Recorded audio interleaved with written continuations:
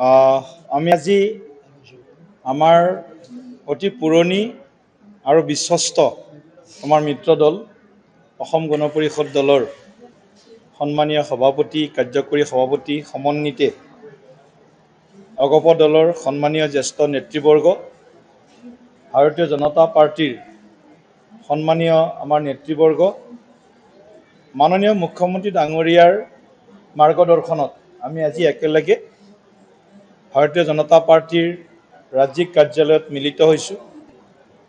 আমাৰ লক্ষ্য এটাই আৰু আকাংক্ষাও এটাই, সমান লক্ষ্য আৰু সমান আকাংক্ষাৰে আমি আই অসমীক ভাৰতবৰ্ষৰ 5খন শ্ৰেষ্ঠ ৰাজ্যৰ ভিতৰত এখন হিচাপে আমি গঢ়ি তুলিব বিচাৰোঁ, যিটো মাননীয় মুখ্যমন্ত্ৰী ডাঙৰীয়াৰ সপোন আৰু 3,30,00,000 অসমীয়াৰ সপোন। আৰু পঞ্চায়তৰ পৰা পাৰ্লিয়ামেণ্টলৈকে আমি অসমৰ প্ৰতিটো নিৰ্বাচনত একেলগে আমি অসম গণ পৰিষদ দলৰ লগত মিত্ৰতা পাশত থাকি ইয়াৰ পূৰ্বেও নিৰ্বাচন খেলিছোঁ। 2001ৰ পৰাই যদি আমি ধৰোঁ, মোটামুটিভাৱে আমি 1ৰ পৰাই আমাৰ মিত্ৰতা অসম গণ পৰিষদ দলৰ লগত আছে আৰু এই মিত্ৰতাটোক আমি আগলৈ লৈ যাব বিচাৰিছোঁ। কেৱল মাত্ৰ নেতৃত্বৰ মাজত মিত্ৰতা নহয়, তৃণমূল পৰ্যায়ত অগপ বিজেপি দলৰ কাৰ্যকৰ্তাসকলৰ মাজত এটা সমন্বয়, এটা সুসম্পৰ্ক, আত্মীয়তা গঢ়ি তুলি যাতে আগন্তুক দিনত আমি একেলগে আমি প্ৰতিটো নিৰ্বাচনত আমি অৱতীৰ্ণ হ'ব পাৰোঁ, তাৰ কাৰণেই আমাৰ সংকল্প আছে। তাক আজি আমি পুনৰ দোহাৰিছোঁ।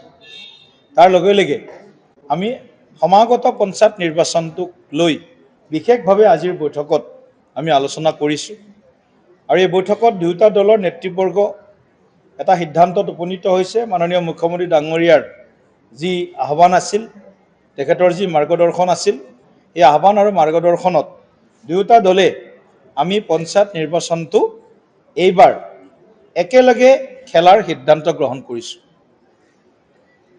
যদিও এই পঞ্চায়ত নিৰ্বাচনটো আমি সকলোৱে জানো যে একেবাৰে তৃণমূল পৰ্যায়ৰ এটা নিৰ্বাচন আৰু এইবাৰ জিপি মেম্বাৰ যিহেতু ৰাজনৈতিক দলৰ কোনো প্ৰতীকত নহয়, গ্ৰাম পঞ্চায়তৰ সদস্যজন, গতিকে আমি আশা কৰিছোঁ বা আমি আলোচনা কৰিছোঁ যে আমি যিমান পাৰোঁ সিমান আমি দুয়োটা দলৰ জিলা পৰ্যায়ৰ নেতৃবৰ্গ, আমাৰ বিধায়কসকল, সাংসদসকল, আমাৰ নেতৃত্ব আলোচনা কৰিব যাতে আমি খুব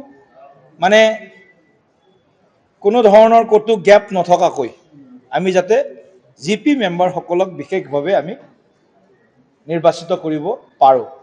তাৰপিছতে এপি মেম্বাৰ, আঞ্চলিক পঞ্চায়তৰ সদস্য, এপি মেম্বাৰৰ ক্ষেত্ৰতো আমি এইটোৱে সিদ্ধান্ত লৈছোঁ, যথাসম্ভৱ আমি আমাৰ দুয়োটা দলৰ নেতৃবৰ্গে আলোচনা কৰি এপি মেম্বাৰতো আমি দুয়োটা দলে একেলগে খেলিম আৰু জিলা পৰিষদৰ মেম্বাৰ, জিলা পৰিষদৰ সদস্য, তাতো আমি একে পৰম্পৰাৰে একেলগে আমি নিৰ্বাচনত অৱতীৰ্ণ হ'ম।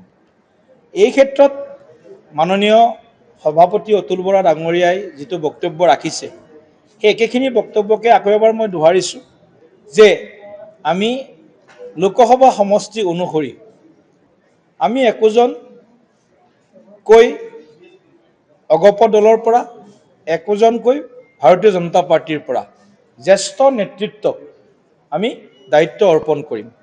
ক'ৰবাত হয়তো দুজনো থাকিব প্ৰয়োজন সাপেক্ষে, আৰু তেওঁলোকে গৈ জিলা বা ব্লক বা মণ্ডল আৰু বিধায়ক বা অন্য যিসকল আমাৰ নিৰ্বাচনক সন্মুখৰ পৰা নেতৃত্ব দিয়া আমাৰ কাৰ্যকৰ্তা আছে, তেওঁলোকৰ লগতো আলোচনা কৰিব যাতে ক'তো খেলিমেলি নোহোৱাকৈ।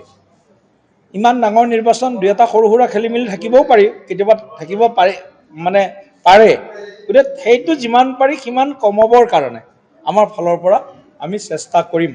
আৰু অসমৰ ৰাইজক এইটোৱে ক'ব বিচাৰোঁ আজি যে অগপ বিজেপি দুয়োটা দলৰ আমাৰ যি সমান লক্ষ্য, সমান আকাংক্ষা, এয়া পঞ্চায়ত নিৰ্বাচনতো আমি এইবাৰ আগবঢ়াই লৈ যাবলৈ আমি চিন্তা কৰিছোঁ, সিদ্ধান্ত গ্ৰহণ কৰিছোঁ। ধন্যবাদ। যিকোনো খবৰৰ বাবে যোগাযোগ কৰক 7099017330 লগতে 7099017110 নম্বৰত।